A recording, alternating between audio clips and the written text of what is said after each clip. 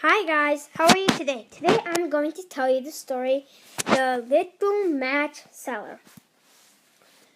It was terribly cold and nearly dark on the last evening of the old year, and the snow was falling fast.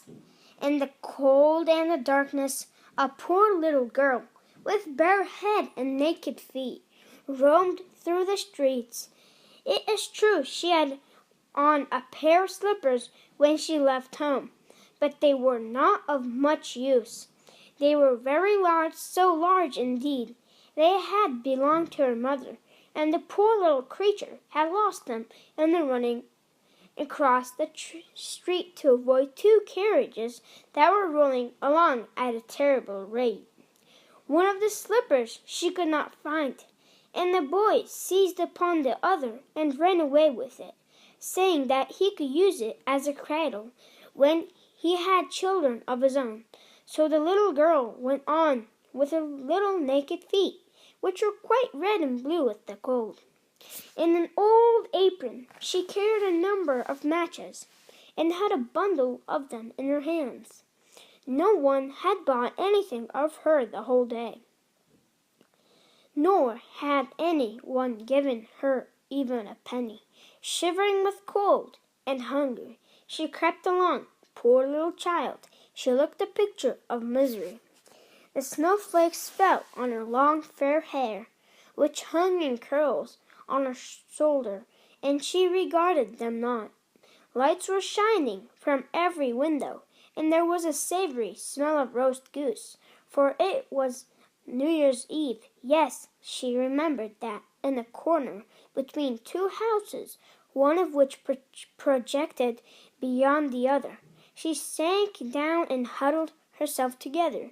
She had drawn her little feet under her, but she could not keep off the cold, and she dared not to go home, for she had sold no matches and could not take home even a penny of money. Her father would certainly beat her.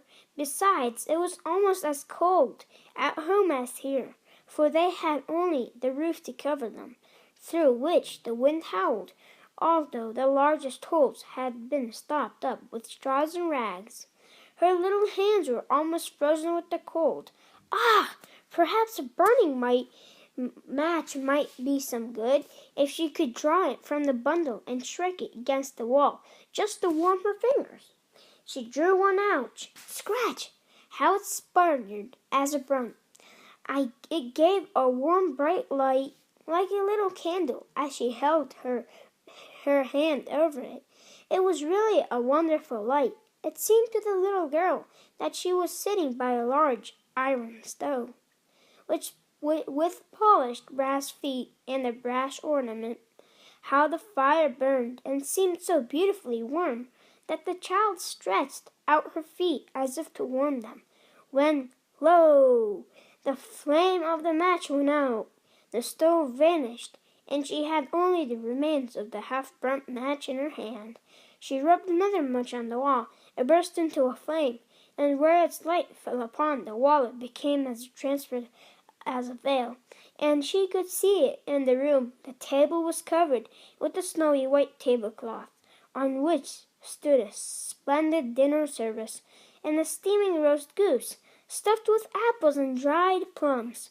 And what was still more wonderful, the goose jumped down from the dish and waddled across the floor, with the knife and the fork in its breast, to the little girl. Then the match went out, and there remained nothing but the thick, damp, cold wall before her.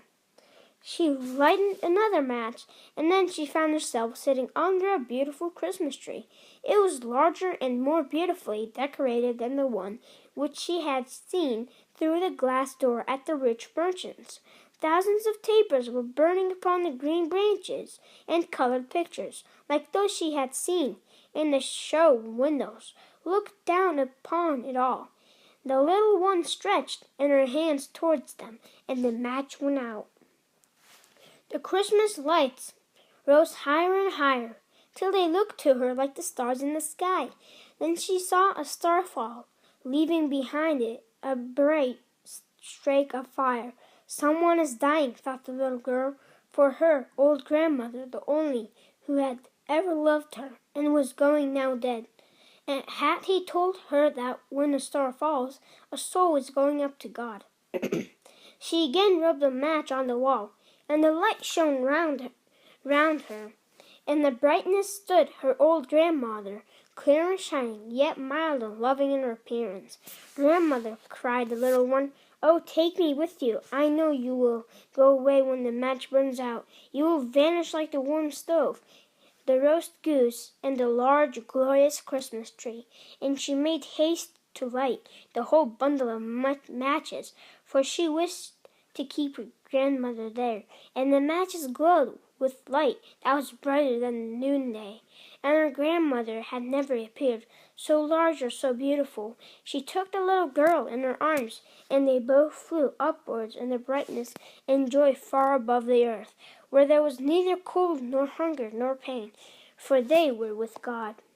In the dawn of the morning there lay the poor little one, with pale cheeks and smiling mouth, leaning against the wall. She had been frozen to death on the last evening of the year, and the New Year's sun rose and shone upon the little corpse. The child still sat in the stiffness of death, holding the matches in her hand, one bundle of which was burnt. She tried to warm herself, said some.